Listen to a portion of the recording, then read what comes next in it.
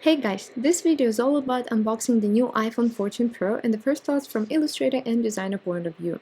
In the next couple of days I will have another video reviewing its cameras, how it records videos and takes pictures, and maybe comparing it to my 12 Pro, so definitely subscribe and hit that notification bell to make sure you don't miss anything.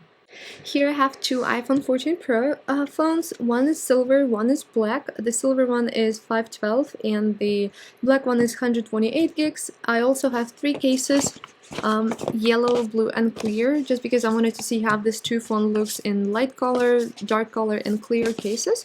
And so that's what we're gonna test today. The iPhone box feels and looks the same. It's still thin because we don't have the charger anymore. The only interesting thing about it is, I guess, the picture of the iPhone. It shows the front of the phone instead of the back like the iPhone 13 Pro.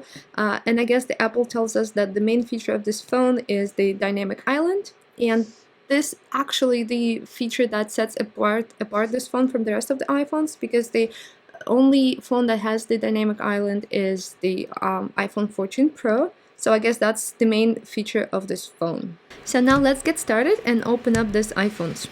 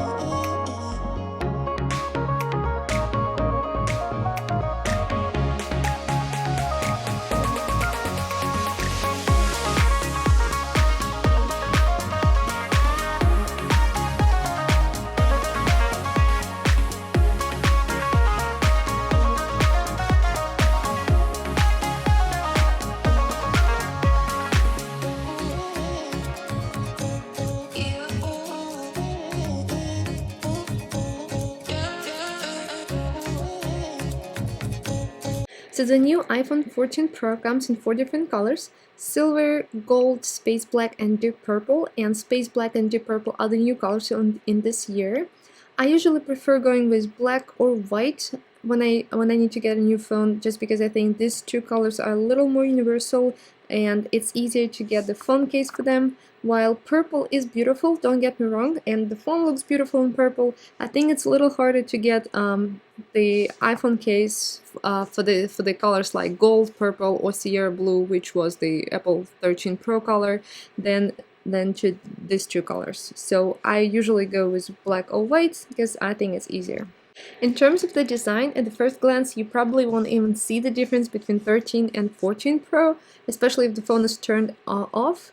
Like the 13 Pro, the 14 Pro has the same flat-sided design with the squared edges, but if we look at the back, it's still pretty much the same. The camera placement, the setup is the same, but the camera lenses got slightly bigger because they got updated, so my guess is that the cases from previous iPhones won't fit just because of this bump. As for the rest of the iPhone, the button placement, the speakers, the lightning port still not USB-C, and the Face ID in the same spot, so nothing has changed here. But one actual change to the new iPhone 14 Pro is that there is no SIM card slot anymore in the iPhones that are sold in the United States. For the rest of the iPhones worldwide, they will still have the SIM card tray, at least for now. This should probably improve the water resistance, plus I think it looks a little nicer, and I mean the design looks cleaner without one part, so I like it.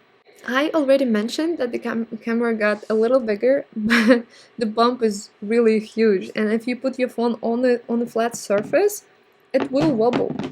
It's just a little weird, but it wobbles, so I guess you would really need the case for this phone. So the cases look good, and if you put them on a flat surface, it kind of solves the problem. So they still wobble a little bit, but at least your cameras are protected. And just to compare how big they are this year, look at my 12 Pro. The three cameras right here look like a baby camera, just like a baby phone compared to these two giants. I'm not a huge fan of the clear case just because when you put the phone inside this case, you will definitely leave the fingerprints on the phone and you can see them through the case. It just doesn't look aesthetically pleasing, and I don't like it. It will bother me forever if I had this case. Now let's turn on this phone and see the main feature of this phone, Dynamic Island.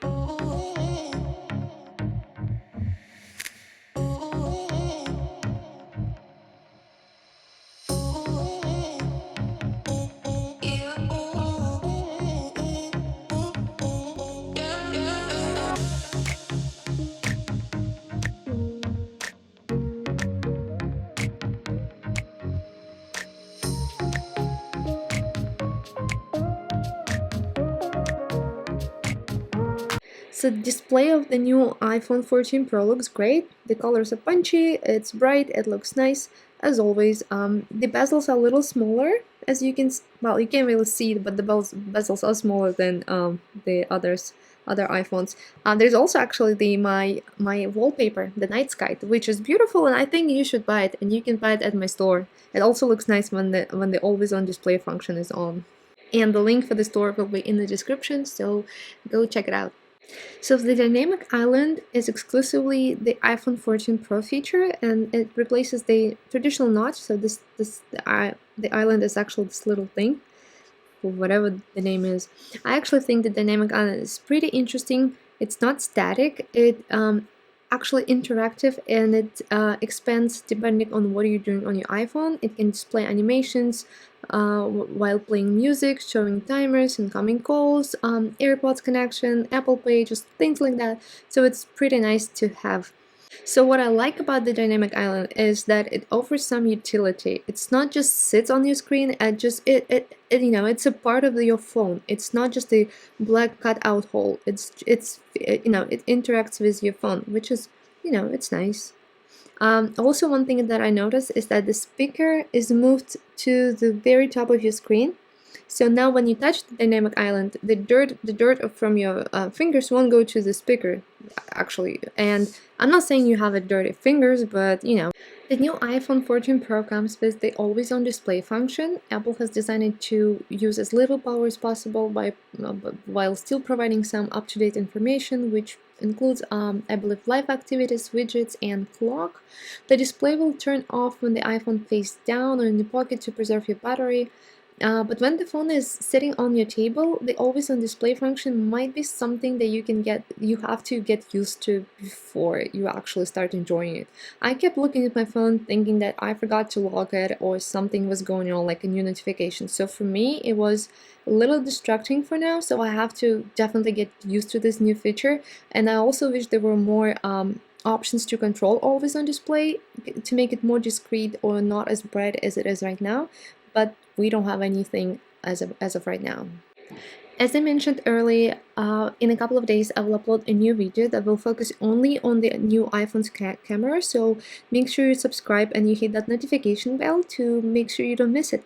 But if briefly speaking, the new iPhone 14 Pro camera got a big update this year. The camera system now offers 48 megapixel main, 12 megapixel ultra wide, and 12 megapixel telephoto lenses. The main 48 megapixel camera takes amazing photos. The image quality, details, the colors are all great. I mean, just remember this is the phone. It's not a fancy camera setup, and the fact that anyone can have this camera in their pocket is just mind-blowing to me.